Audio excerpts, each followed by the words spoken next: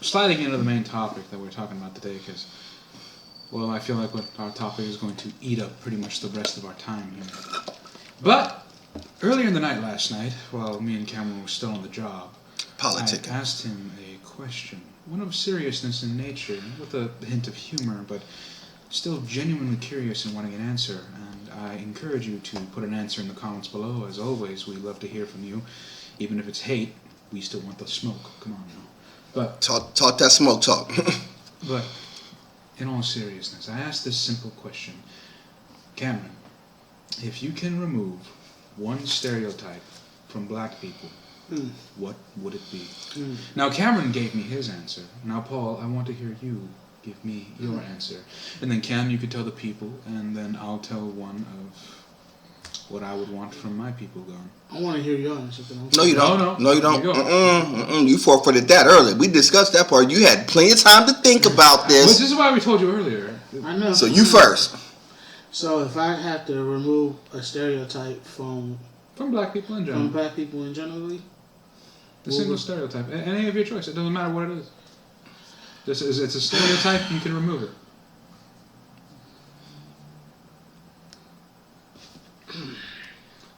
See, I told you, it's a hard question. It is a hard question. But it's good. It's a good one. No, it's a good one, a hard one. If I had to remove a stereotype from my own black people,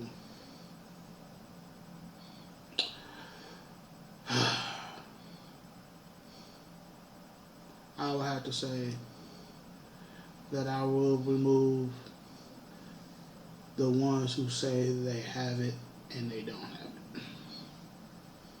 Mm-hmm. Meaning is they say they got it, but then when you see them, they don't got it.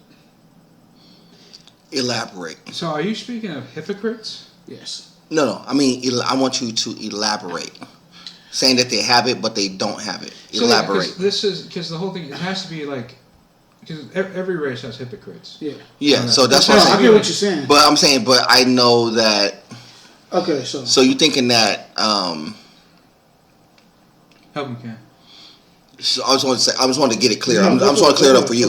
So you're thinking that like black people are, for lack of a better term, flashy, meaning that they will try to show off like their Mercedes Benz and all these cars and all this stuff, but they don't have no real equity and money to show for it.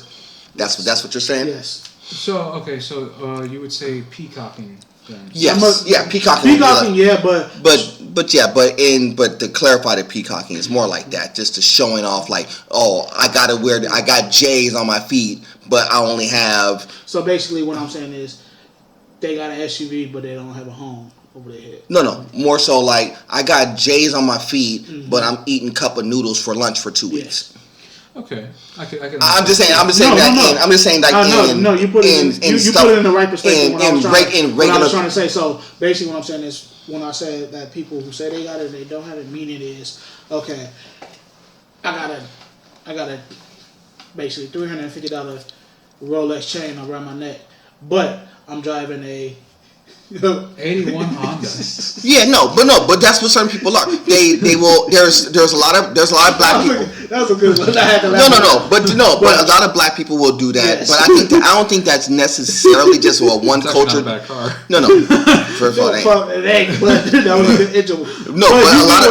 But a lot of black people, they are more known for that. Meaning that they're more known for showing off. Don't get me wrong. There's certain black. This is why I said it's not, when you talk stereotypes, people think that it's all or nothing. Mm-hmm. But there is a lot of people who do. There's a lot of people who do that. A lot of people in the black community, they'll go in. Well, I've done it. Showing off like, yo, I got chains, I got watches and stuff, and they go home. And I'll be the first to admit. And then they're going home, and then they're like, well, dang, I don't know if I'm gonna be able to eat the next 3 days. Because I'll be like, man, I just balled out. I went to this cool restaurant, dropping like $350 at the table. Right. Come home and they say, oh, I don't have half of my rent. No. Or you're struggling to make rent, and then you're like, well, and so to offset that, you start doing foolish stuff like, well, now I got to go to the casino and try to bet the rest of the money that I really don't have to try to make a money. So that's one thing. I'll give you one in that. I'll give you one on my perspective too.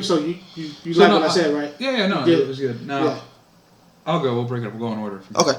So I'll go. So, again, repeating the question I asked earlier, if you could remove a single stereotype from your ethnicity or race in particular, what would it be?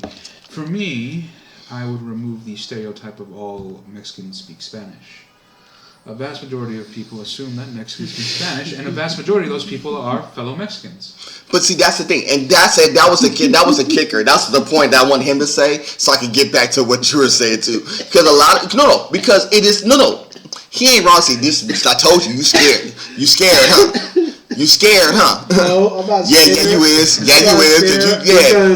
I'm not scared because that is the most stereotype point of view right there. Because one of them, when you see a person and you think, oh, just because I'm Mexican, that means do I speak Mexican? Or do you speak Spanish? No. If we're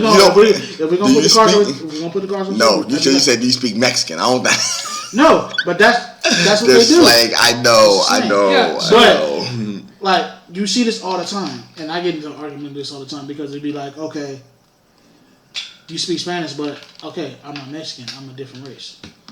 No, but see, what people don't understand is that it's assumed that everybody who looks. No, they expect that because you look a certain way. They automatically assume I would speak it. Yeah. Right. And like I said, it comes mostly from fellow Mexicans because they'll approach one another automatically speaking Spanish, and there'll be time I have to pump the brake. I don't know what you're saying. Yeah. Right, and then they'll look at you crazy and be like. And the one thing about that is like every time that interaction would happen, I'm the one in the wrong for not. This happened to you before, huh? Well, it happens all the time. Yeah, I'm not the only one that's happened to, but it's somewhere where if you're not the one who's speaking Spanish, then there's something wrong with you. Right, because it's a culturally, it's one of those things that it's supposed to be passed down. So let's say that he doesn't know it. The first thing they're going to be mad at him because he doesn't know, and then the second thing they're thinking in their head is, who raised these? Yeah. Because their thing is, well, where's their parents? Because his mom or his dad didn't teach them Spanish because that's supposed to be assumed that language is supposed to be passed down and passed down and passed down. Out of curiosity, do you? I can order. Just curious. And here's a kicker. Here's the other thing. In that conversation, they will also assume that other races don't speak it. Meaning that they assume that, well, if they see an Asian person or a white person or a black person, Mexican people will always assume that, well, they don't speak the language, so they'll try to speak it, not understanding that, there's a good possibility that they know enough Spanish. Do you have any idea how much trash talking goes on in Spanish? Oh, absolutely. Absolutely. But the thing about it is you don't even know But the sad thing is some don't expect you that you know what they say. Exactly. That's what I'm talking about. Well, that's what he's talking about. But when I say this, you don't even have to know what they're saying to know they're talking trash. You can hear it in the inflections in their voice. No. You'll hear it in their body language. No, you will hear it as soon as they flip it because they'll be speaking perfectly. You see this at the job all the time. Speaking perfectly good English in the part of the conversation. But let somebody walk by who they don't want to hear what they're really talking about, and they will flip the language in a heartbeat. That is not just something that's strictly for Mexican people. You hear this in every race that is not. It's not uniquely Mexican, but Asian, because you see this. If you'll see it, you'll hear in the Filipino culture. You'll be talking regular, and all of a sudden they will flip languages in a heartbeat. So as soon as they flip, you automatically know that they're saying something that's out of pocket. They may not be directly towards you, but it's something that they don't want everybody in the box to hear. I've answered. Paul's answered. Now, Cameron. I got a different one. I got a different one because I told you I had a little bit of coffee. Now, to reiterate the question one more time, Cameron, what is one stereotype you would remove from black people? I got a different one. Y'all gonna kind of like this one because it was different to what I said last night. Because I had a little bit of coffee. I'm a little bit up. I still want to hear what you said last night. No, don't worry about that because we're gonna get there in a little bit. It's not like, I know what you did last night. Here's what I came up with, and it's super important. Okay. Not all black people go to church. Because people go into the assumption that on Sundays, every single black person is in a Southern Baptist style big box church. And you know I'm right. You know I'm right. I'm giving you a handshake. you know, because it's assumed that all Sunday people, that's where they gonna be at. Sunday, it is assumed that every single Sunday, like clockwork, you are up and you are going to church. Now, I say that to say I say that to say this. Should you be going to church? Is the answer? The answer to that is yes. Now, assume you know. Come on now. Are we talking? I told you. I had some coffee. I had some coffee this morning. I thought about it last night. I was like, wow. But assumably, you know the conversation piece. You go in most of a black household Sunday morning, 7:00. You're supposed to be dressed, suit and tie, and ready to go to church. To all 3 programs. And go to church. That is what a lot of people think that is supposed to happen. Now, go back to the should you be going to church on Sunday and some other time? Yeah, absolutely. Let's start there. But assumably, people think that every single black person is like that. No. A lot of times, yes, there's a good contingent that do go to church, but there is a lot of them who's hugging the block. Now, Cameron, for all our curious listeners and especially Paul here, what was your original answer you gave me last night? Please tell the audience, and more importantly, Paul. Yes. I forgot. No, you didn't. He's lying. You started something, and like you always say, I gotta finish it. You gotta finish it. No. So the original answer was.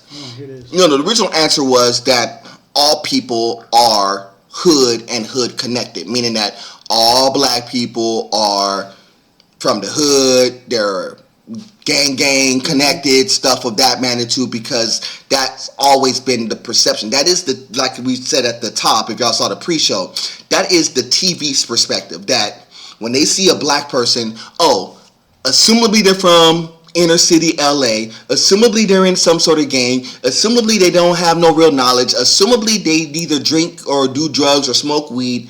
All of those things are always assumed because that's what's been fed. Kind of goes into the same thing about church. The other thing that they will say is, well, yeah, they do that, but on Sunday they're in church. See how the whole I said that's why I said what I said. That's why I said that's why I said the other thing first and led into that, because they basically go kind of hand in hand. But they're super. Don't you think that's super contradictory of each other? They're the same thing, because I may go to church, but on Friday nights, I'm at the cabana. I'm on the block. I'm on the block 7 days a week. But for these 3 hours of time, I'm supposed to be in the church. You see how that's kind of the contradiction? But other people, when they look at you, they assume that, no matter what, you're hood. You're gang connected because you're black. What sets you from? Mm-hmm. No matter if another race pulls up on you, it ain't no, hey, how you doing? It's the, where you from? That's the first thing that's asked. The problem is with that, but you don't necessarily have to be hood, but you're around it 24/7. No, it goes back to what Vic said about the language thing. Yeah. We do that to each other. Yeah. That's the first part of it. It's not the fact that other races are doing it behind us. We do it to ourselves first, and then these other races here that, they're doing it to each other. We have the right to ask them the same identical question and not have no consequences and repercussions. They get beat up for that. Like they do. Yeah, it's kind of like that. Kind of like that. And now, moving on a little bit here, still remaining on topic for the next question. This one is a little more tricky, gentlemen. Do answer carefully, but honestly, I encourage you. Now, I asked the first time what was a stereotype you would remove from your ethnicity in general. Now we're getting a little more specific. Starting again with you, Paul. Mm-hmm. The question is simply this: what is one stereotype you would remove from black women?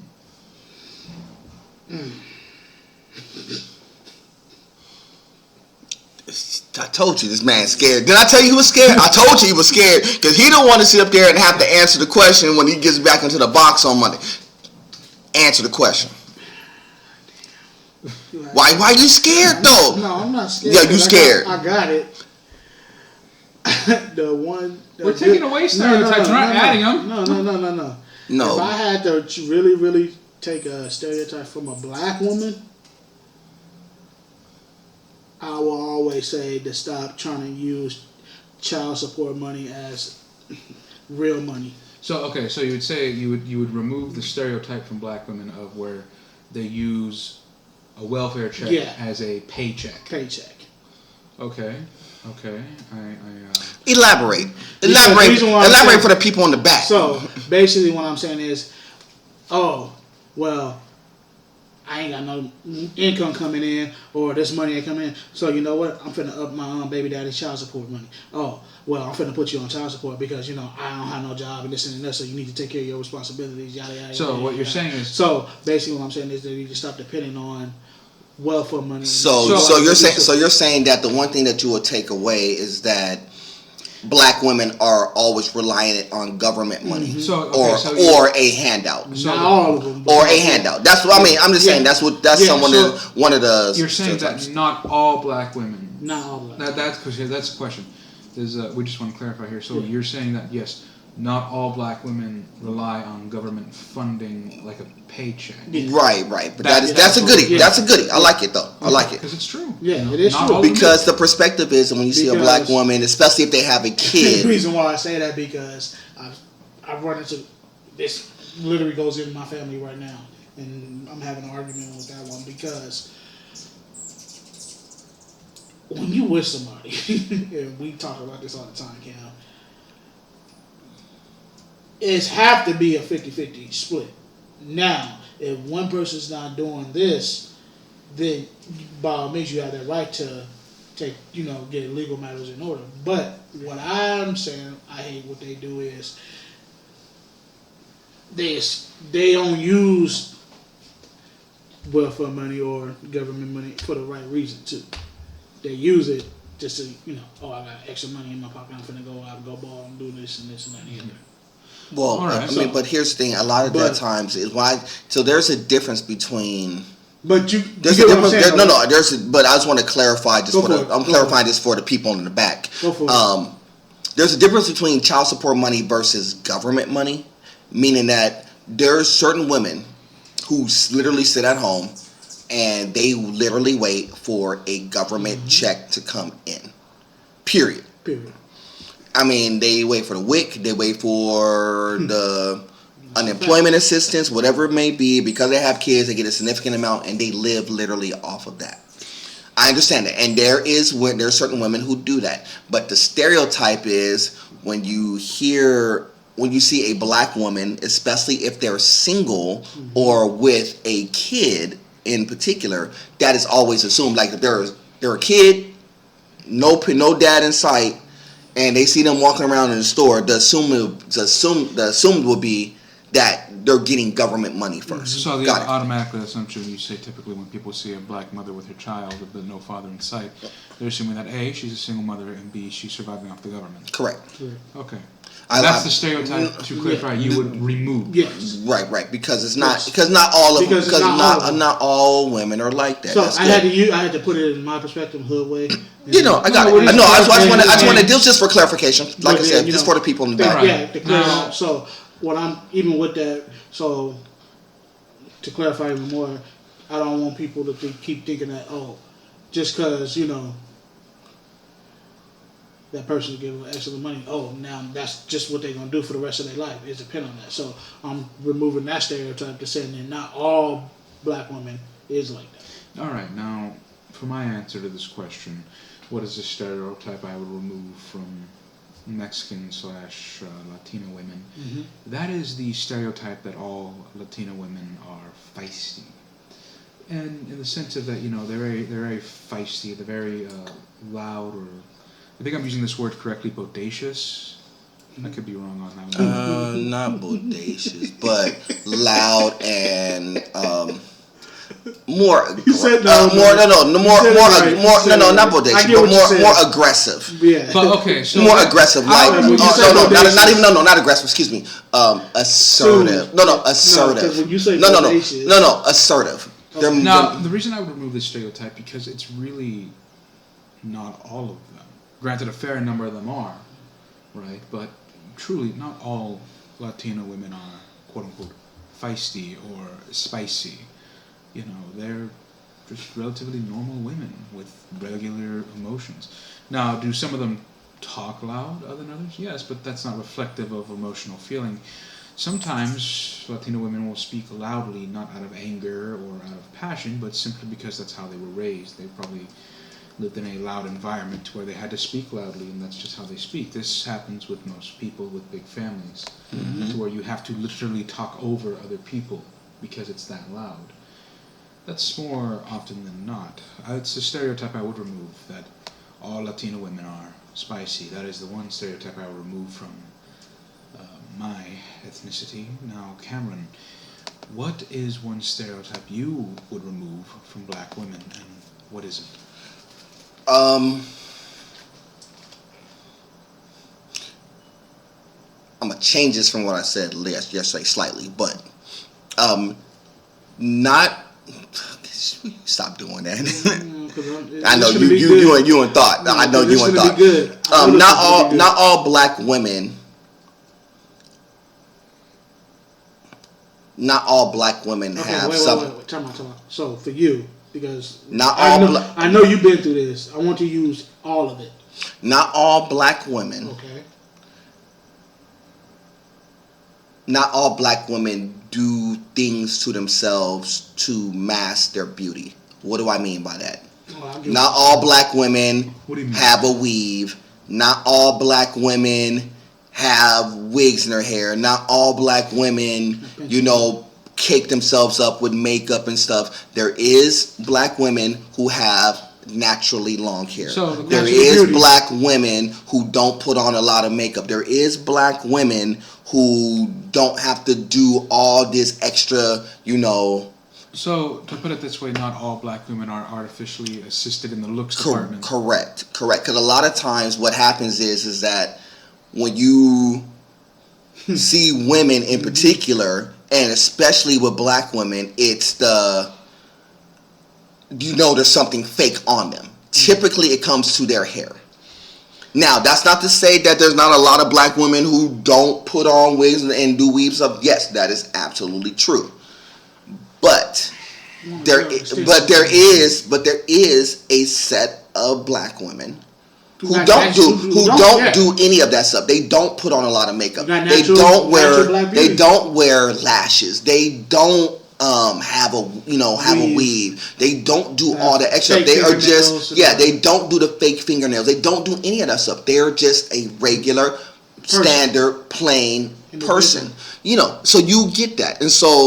And a lot of times in the community, it's kind of especially now because you're in this artificial state with not just with black women, but with all women in particular. Yeah. You're in this space where everything's kind of plastic and artificial, meaning that fake hair, fake eyes, fake nose job, fake boob job, Brazilian BBL. We talked about a lot of this in the last podcast. We talked about some of this in the last podcast, but it's assumed that, especially in the black community, that either Brazilian butt lift. Either you have something that's fake on you, or it's in the community like we do it to each other. It's like it's assumed that you see a black person with long hair. You'll hear assuming you hear black girls. The black girls will tell the other black girl. Look at her weave. Look at her weave. She got a wig on. Why she put a perm in her hair? She got a wig on. We know it.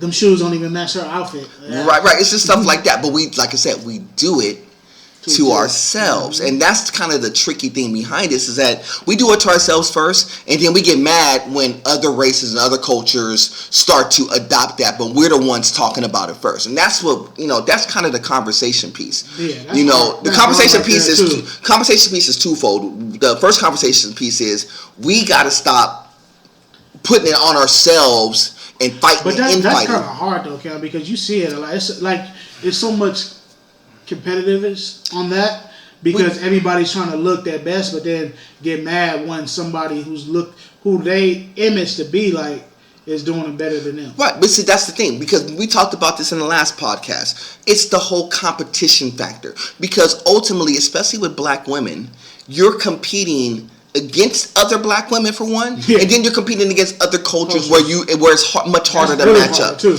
And this is why when when you say when black women are like, they feel like they're super slighted, it's because you're competing against other things. So basically, what you're saying, you remove the stereotype that all black women don't. Yeah. It's not always. Okay. Not every single black woman has fake stuff. I'm not saying there's not a good contingent of them that don't. I'm not going to sit there and lie and tell you that. I mean, I've dealt with enough of them. That's a good one. But if you wanted to remove something, it's like not all of them like that. No, because that's one of the real arguments in this world you have today. Right, because the whole thing is, if you of another culture or somebody else was to look in. Dudes too. Yeah, no, but even with dudes, it's different though. Yeah. But go ahead. All right. That's a good question. Now, moving on to the third question of this 3-question question. Questionnaires. Similar to the last question, except now instead of women, it's men. Specifically black men. What is one stereotype you will remove from black men? What is it and what would it be? Answer truthfully into the mic.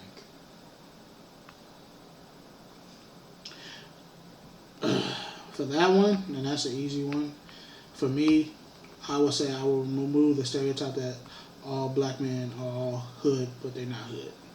Meaning is that just because I grew up in the hood doesn't necessarily mean I am hood. Not all brothers are hood. Some successful brothers out there who work hard for theirs. I'm gonna echo that and say it. I'm gonna echo it and say I don't, because just because I'm black, I might wear a certain different clothing style or hairstyle doesn't necessarily mean I'm straight from the hood. You see what I'm saying?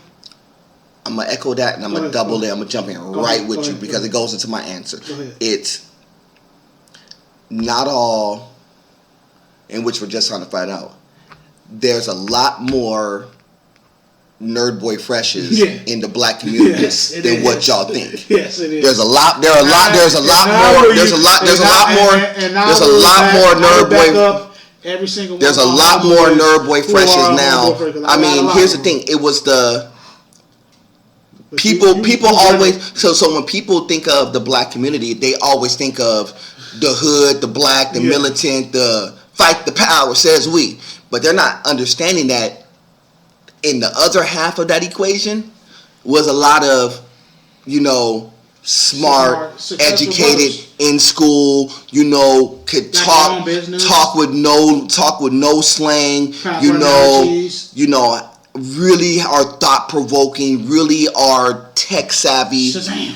Yeah, they're really that. No. But see, they're starting to But what people starting to find out is that here's another one even better. Not all black men in particular, or black people in the culture, listens to hip hop and R&B. There is a very bigger subset of people who listen to country. Black people listen to rock.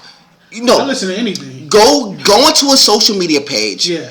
Go look at some of these clubs in like Memphis. Look at the country clubs. Line dancing. Look at the floor. I've been to one. I've been to country clubs, but look at out here, you don't see that many black people in no country club. You go to some of these other places in the world.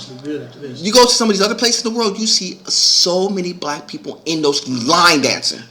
We're so used to so they assume that black people love women who twerk and all this stuff.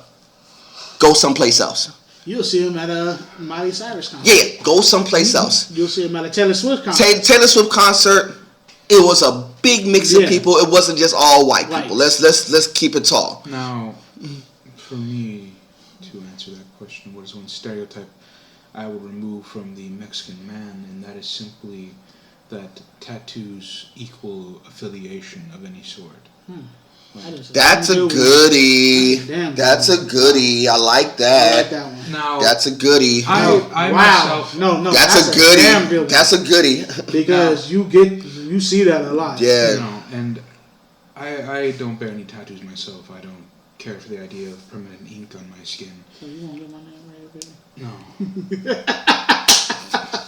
First of all, I didn't hear nobody say pause or nothing. That's all right though. I'm gonna leave y'all go. I'm gonna let y'all go. This hasn't even been our anniversary yet. But no, that's good.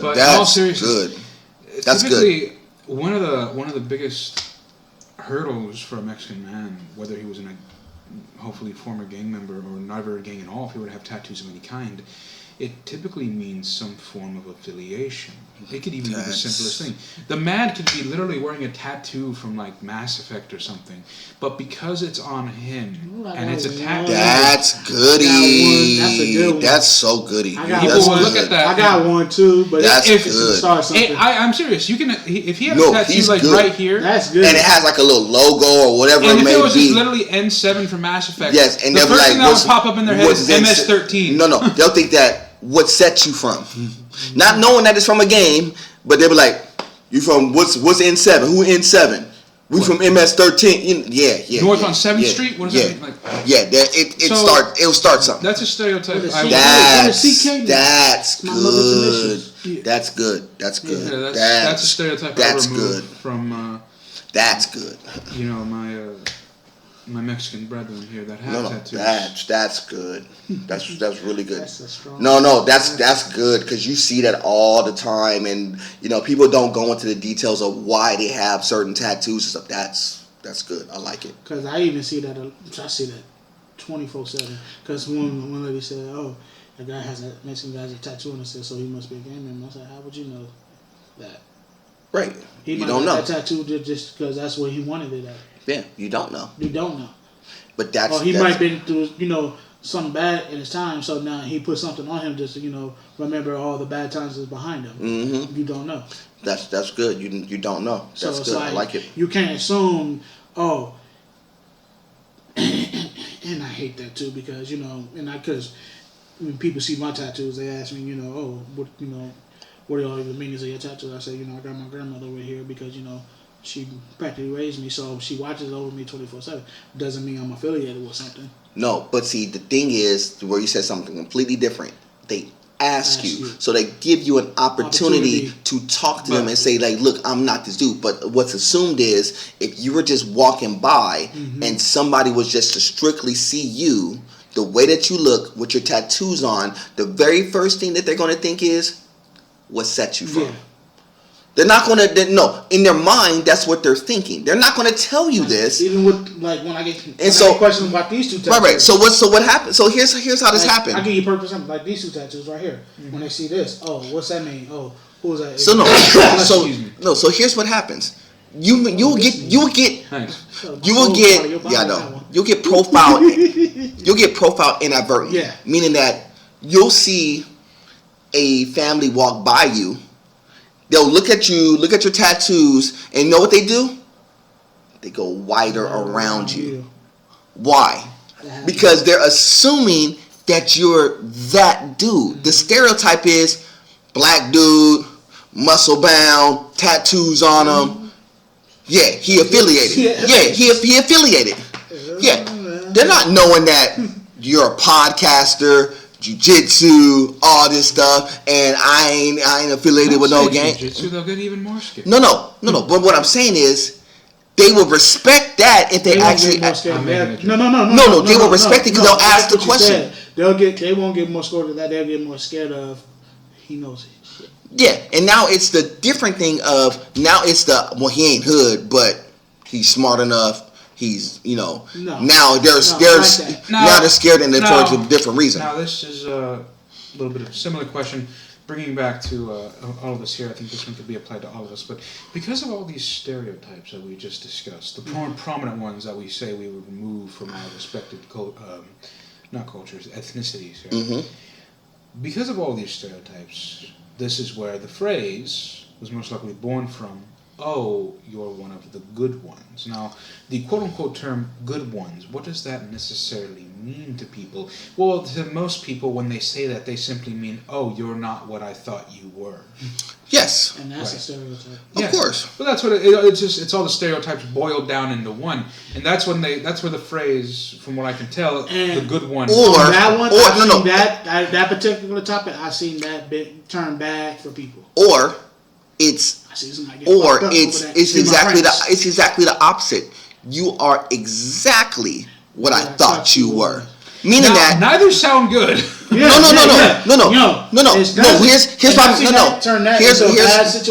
Here's what I mean by that. So when you hear it from one perspective, like, oh, well, What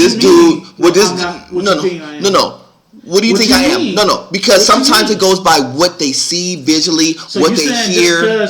I'm at the gym all day. That means I'm not getting my workout in? No. It's not that. It's what they see. How do you get a character on that one? What they see. Because that's what happens. No, what they see versus what they hear. They see that you look like this. Then they hear a little something about you. Then they're like, oh, you must be one of the good ones. Cool.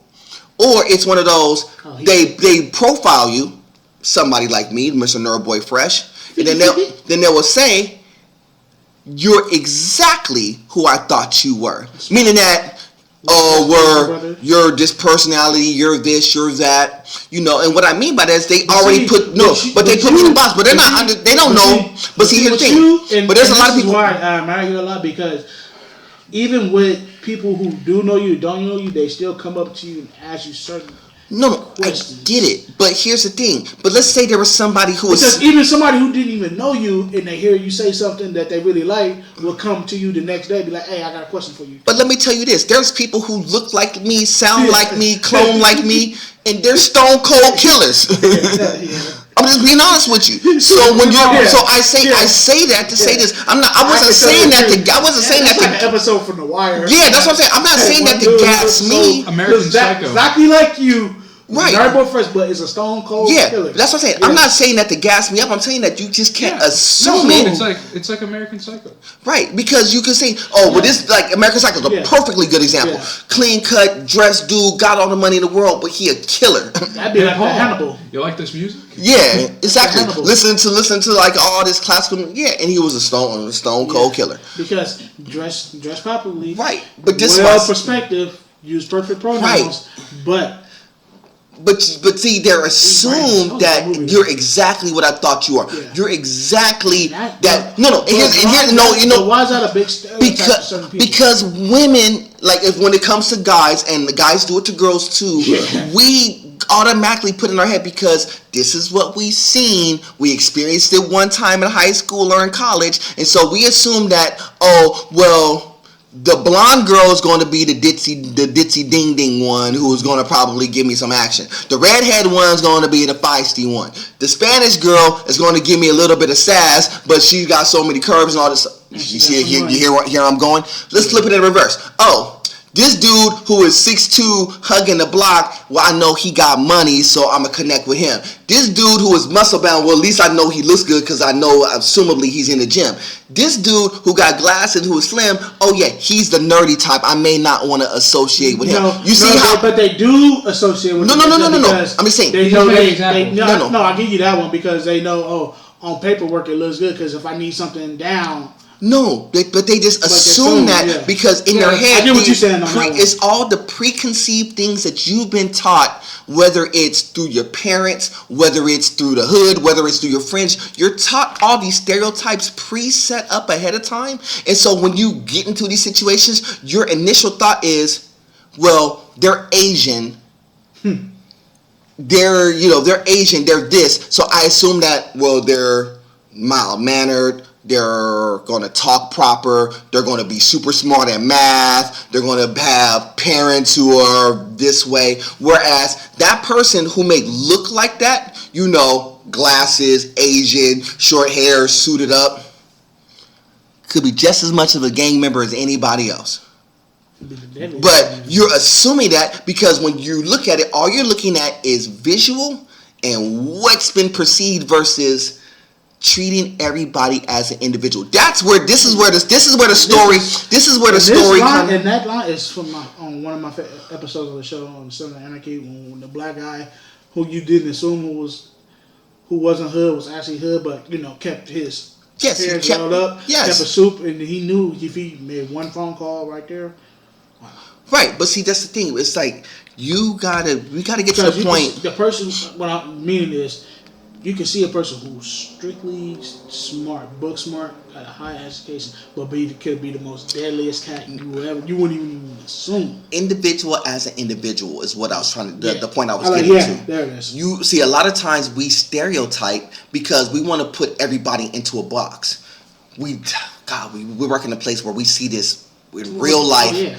Every single day amongst each other. And here's how it works. I'll use the work as an example. Here's a perfect stereotype. Well, all Walmart people or all people who work in retail respond like this. They don't care about their job. They're going to give me terrible customer service. It's going to be attitude. They don't make no real money. Yeah, they'll break your pipes.